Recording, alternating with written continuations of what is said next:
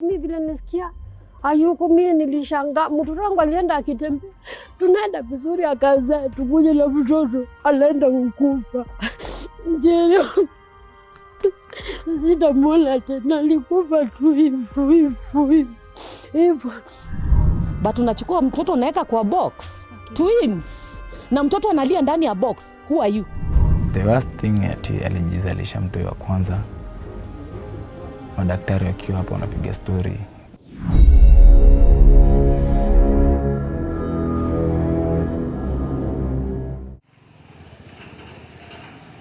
If you are a low-income earner in Kenya and you happen to be pregnant, chances are you will either lose your baby during delivery or lose your own life. So let me give you a bit of statistics here. According to the United Nations, Kenya is one of the 21 countries with the highest rate of maternal deaths.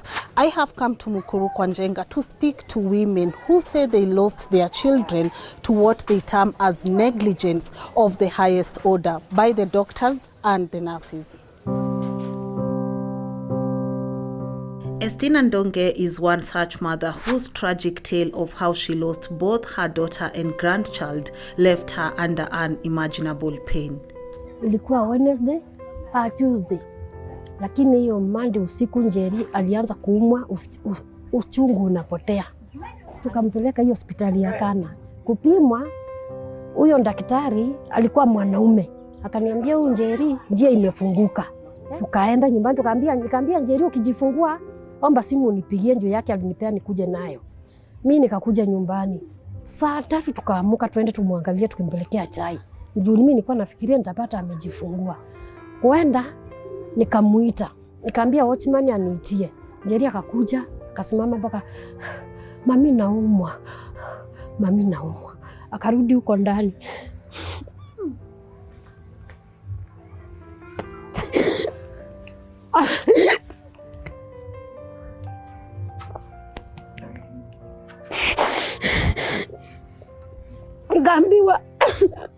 Nikaambiwa niende tukae hapo nje, kulikuwa na fomu hapo. Nikaambiwa tukae hapo nje, tukakaa tunangoja. Nikaambiwa ati wewe utoka hapa unafanya mtoto asisae, unamfunga.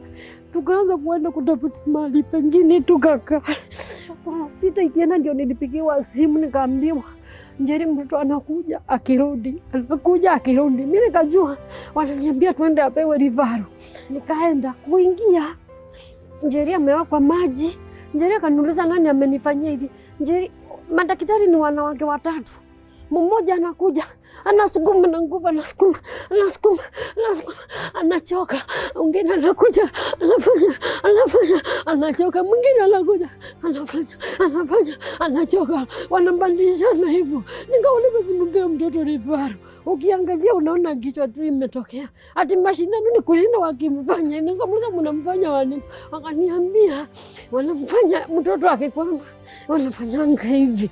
Wanafanya hivi na ni nguvu. Wanafanya na nguvu. Wamesimama. Yeye anasukuma. Wakaniambia ombea huyu. Muombe. Nikamwambia Njeri funga mdomo. Ni kama hakuwa anamwambia vile atafanya. Funga mdomo. Akasukuma mtoto akaruka. Mtoto nilienda saa 6. Mtoto alitoka saa 10. Na vile mtoto alitoka akawekelewa hapa. Akafungwa hapa. Kufungwa hapa si amewekelewa hapa. Mtoto hayuko. Akarudi akachukuliwa, akawekwa pale. Mimi nimesimama hapa, Njeri alikuwa amelala hivi. Akaniangalia, akanionyesha mami. Huyo alijua tu mtoto hayuko. Alafu anajifanya hapo, akaanza kumweka oksijeni. Wakamweka oksijeni, wakarudi hapa nyuma, akaniambia usiambie Njeri mtoto hayuko. Wewe nyamaza. Mimi nikanyamaza. Nikamwambia Njeri jikaza hizo vitu tusitoke. Njeri analia tumbo. Damu inatoka na huku. Nikauliza damu ni ya nini? Ati anajiuma. Nikauliza anajiuma aje? Nilimwambia mpe mtoto livaro. Wakaniambia dereva yuko. Enda utafuta pesa. Nikatoa pesa. Tukang'ang'ana dereva yuko. Simpe mtoto livaro. Simunisaidie. Ikafikia mahali hii maji Njeri akatoa. Wakaniambia tu mami bye, lakini nakupenda mami. mami nakupenda, lakini nakupenda. Mami bye, mami nakupenda. Lakini naenda. Nikamuuliza unaenda wapi? Naenda mami, naenda. Wakaanza kumwangalia, wao ni mizizi. Mara wanamwambia Njeri usifunge macho. Wacha kufunga macho Njeri, wacha kufunga macho. Tukang'ang'ana. Huyo driver akakuja hapo, ananiambia Madhi wacha kustuka. Hakuna kitu mbaya. Ndio gari ikaletwa sasa. Tukaenda mpaka Mama Lucy. Kufika Mama Lucy, wakaulizwa iko wapi rifaro? Tena saa hiyo wameenda Mama Lucy, wamefika Mama Lucy. Huyo dereva ndiye anang'ang'ana, akamwekelea kwa kitanda, akamkimbisha, akamwangusha hapo kwa mlango, akamrogota tena, akamwekelea, akamuingisha ndani, akamweka kwa rumu. Ule ako pale mezani, mama akakuja hapo nje, akaambia watchman afunge hiyo gate, hao watu wanatoroka, umeleta mtu amekufa hapa. Kwa nini wakumleta kitambo tumsaidie? Mimi vile nisikia hayuko, mimi nilishangaa. Mtoto wangu alienda akitembea, tunaenda vizuri, akazaa, tukuje na mtoto alienda kukufa. Njeri sitamwona tena, alikufa tu hivyo. Naambia Mungu amweke vizuri, tukutane siku ya mwisho. Wakaua mtoto, wakaua mama, sina kitu, mimi niko tu hivyo. Mtoto wangu nilikuwa nimemsomesha, hata alikuwa ameniambia kizaa narudi shule tena college. Sasa walimuua tu hivyo bure. Mimi sikuwagozea, walimuua tu bure. Wakamula, wakuwa na stuka, niambia nisijali. Kwa gari huyu dereva anauliza huyu mwanamke, mtoto huyu mama anaendeleaje? Anaendelea sawa. Na wanasema anaendelea sawa na yuko amekufa. Waliona kachokora. Wakagawa kakijiji, wakafa. Nataka hospitali ifungwe kabisa, waliua mtoto wangu.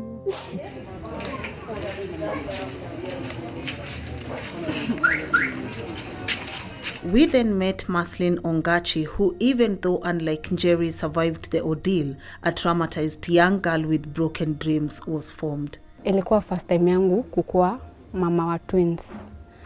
Sasa mamangu ilifika 6 months, nilianza kuwa na complications, naumwa na mgongo nini. Sasa the 25 August nilianza kuumwa na abdomen. Sasa nikaona hii ni serious, nipelekwe Uhusi. Nikapelekwa Mkuru Health Center hapa Mkuru kwa Ruben. Kufika huko wakanipima, wakaona njia za mtoto zimefunguka, but nitazaa watoto premature. So nikapigwa referral hadi Mama Lucy. Kufika kuna mama alikuwa hapo na pia mimi nikapanda kwa kitanda. Sasa juu ya uchungu nilikuwa nimechoka, nikalala tu. Kulala like 5 minutes, nikasikia kuna kitu inatoka. Simi nikaamka kuangalia nini. The moment nimeona ni mtoto, pia the next mother mwenye alikuwa hapo alikuwa pia yeye anataka kuzaa. Akaita daktari mmoja, akakuja. Sasa kumuita pia mimi nikamuita. Akanambia wewe ngoja nishughulikie huyu. Akaenda kwa huyu. Mimi nikabaki. Na si ati alikuwa yeye peke yake. Wengine walikuwa hapo nje tu wanapiga story. Wanapiga story? Sasa mimi nikaona nikasema acha mimi mwenyewe nijitoe mtoto. Nikaanza kupush. Mtoto akatoka. Nikamsongesha hivi kando juu bado umbilical cord ilikuwa ndani. Sasa nikamsongesha hivi kando asikunywe maji. Nikakaa. Huyu daktari akakaa akamalizia huyu kila kitu, ndo akanikujia next. Aka vizuri nikutoe placenta. Hakuwa anajua kuna mwingine kwa tumbo. Sasa akavuruta placenta plus mtoto. Wakatoka wote. Akanambia haya, kumbe ni twins. Akaanza kuniambia, unaona watoto kama wanaweza survive kama washike hivi. Unaona kama watoto wanaweza survive. Mimi nikamwambia, so wanaweza ukiweka kwa incubator. Akanambia hata ukikaa kwa incubator watakaa sana. Kuna venye wanaweza survive. Akaenda akapima weight, akarudi akaweka kwa box. Kaa bado wako hai, kaa bado analia. Wewe kwanza ndo alikuwa analia, wewe pili alikuwa amechoka but alikuwa na movements. Sasa 30 minutes kuisha, nikasikia kuna movements, nikajua tu hawashakufa. Kutoka nikiwa mdogo, mimi nimegrow nikijua kuwa na twins ni blessings. Na ilikuwa one of my dreams. For the first time nilikuwa nasema it's a dream come true. For sure kulikuwa na plans mob, including naming. Aliniambia wote ni maboy. Ile kumuita Eileen na Elroy.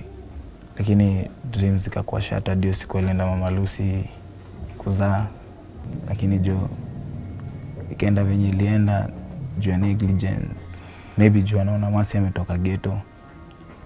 Maybe juu anaona maybe Masi ana mtu anaweza come through toe voice asikike. Ilikuwa uchungu, lakini ilibidi tu nimezoea juu nilijua si mwisho wa life, ndapata tu wengine. Although hiyo scar bado niko nayo, lakini unajua ukikaa na watu ndo unasahau, lakini ukikaa peke yako hiyo feeling inakuja. The worst thing ati alijizalisha mtu wa kwanza. Madaktari wakiwa hapo wanapiga story. Kwanza mimi Kenya ilinuma ni huyo mkubwa wao si akisema ati au watoto walizaliwa kama wamekufa, na mimi nilikuwa hapo nikaona kawa wako hai. Mimi hadi kao daktari angefutwa kazi mimi ningefurahi tu. Kwa sababu mimi hadi picha yao daktari inakuwa tu kwa kichwa yangu, ijaipotea. Ana trauma mbaya because most of the time tukiwa letter to story. Kama hapa anaanza kuniambia same to it ongea kwa 3 months. Ananiambia sasa venye umelala hivi ungekuwa umelala, ungekuwa na kelele, ungekuwa na bishana. Actually hiyo time alitoka OC. Basi aliniambia if kuna kitu anataka sana nimtoi. Na hayuko scared, lakini ako scared of Mama Lucy. Nikiwa hapa nasikianga uchungu sana nikisikia ati kuna mama wanazaa wakienda kujifungua ati mama anakufa. Na kulingana na maternal health, hakuna ule mama anafaa kukufa akijifungua. Why? First, mtoto lazima atatoka hata kama ni saa ngapi, hata kama wewe ni mwoga kiasi gani. Huyu mtoto saa yake ikifika lazima atatoka. Kama ni CS, ile kitu anashughulika tu nayo ni mtoto tu, watangojea tu mtoto na ndio watatoa tu. So mimi ufail kuelewa na mimi ushindwa sana. Ni kwa nini tusikie hizi stories? Ni wapi huko mtoto alifinywa unafinya mama anataka kuzaa? What are you looking for kwa tumbo ya huyo mama unafinya? Na yet time ya huyu mtoto ya kufika imefika ya kuzaliwa surely. Why? Wacha mtoto akufe akipelekwa kwa incubator. Okay. Ilikuwa hangeweza. We shall understand. But unachukua mtoto unaweka kwa box. Twins. Na mtoto analia ndani ya box. Who are you? Me, I fail to understand. Why are these doctors in Kenya? Nurses, doctors. Kwa nini wanafanya hivi? Kwa sababu saa zile mama anaingia kwa ward, labor ward. Unamwambia, kaa vizuri, mimi si kulala na wewe. Bwana yako hayuko hapa. Panua miguu. What are you telling that mother? Mwambie tu fungua miguu. Mwambie tu, she knows. Mtoto hakuna siku atatoka kama umebana miguu. Atatoka tu ukifungua miguu. And that is a right for this mother. Kwa nini umwambie fungua miguu, unampiga, unamwambia mimi si kulala na wewe nikakupatia mimba. Mimi si kukupatia mimba. Ile utamu ulisikia ndio ile utamu ulikuwa nafikiri utakuja kusikia hapa. Hapa ni moto. Why do you tell? Unamwambia hivyo kwa nini? Why?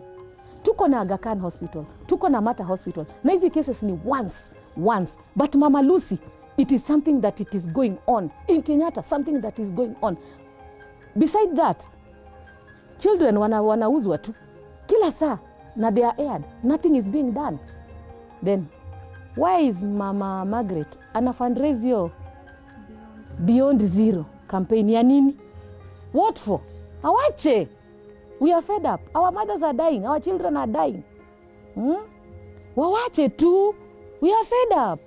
Pali tumefikia sasa. We are CHVs. Tunajaribu what we can. Unaenda kuambia mama, tafadhali usizalie kwa nyumba, kuna linda mama. Mama anakuambia niende nikakufia huko vile fulani alikufia huko. Mtoto wangu niende nirudi kama ako ndani ya box vile No, it is very bad. In Kenya we have to do something. Amnesty is an international human rights movement, but basically works toward ensuring that every person enjoys the human rights to the fullest. At Amnesty, we have been working with communities in 3 informal settlements of Mukuru, Kibra, and Korogosho, and you are witnessing and receiving a lot of information around mothers being humiliated, abused, and losing the lives of their babies. And even some communities have reported that some mothers have lost their lives in instances where they should not have been losing their lives. The most common form of humiliation that have been formed by the communities that you work with happens during childbirth. That a number of mothers, particularly young mothers, are slapped, basically for them to be able to spread their legs so that the baby can be delivered. They are never informed why this is happening. And this has led to a situation where you find a lot of first-time mothers don't want to go to hospital for their second delivery. Why should maternity health services be different in private and public hospitals? In public hospitals, mothers suffer a lot. They share beds. They don't get adequate emergency care. They don't get medicine. They don't get the best duty of care. While in the upper hand, the private hospital, most of our MPs, our ministers, even most likely our president, goes to private hospital. There we have the best care you can ever receive. And based on that context, they'll never want to think around improving the public health system. The first thing I think that should be done, and this will be done through a framework being undertaken by the Kenya Medical Practitioners and Dental Council, they need to move very fast and investigate and expedite as soon as possible cases of medical negligence. When cases take as far as 4 years, I think justice is not served to some of the mothers and some of the victims and some of the survivors of those injustices. Then I think secondly, in the event that some people are found culpable, I think the DCI and DPP should come in and basically do some investigation and take people to court and ensure that justice is served to those survivors and victims. One can only wonder how long our mothers will be left to suffer until a permanent solution can be found.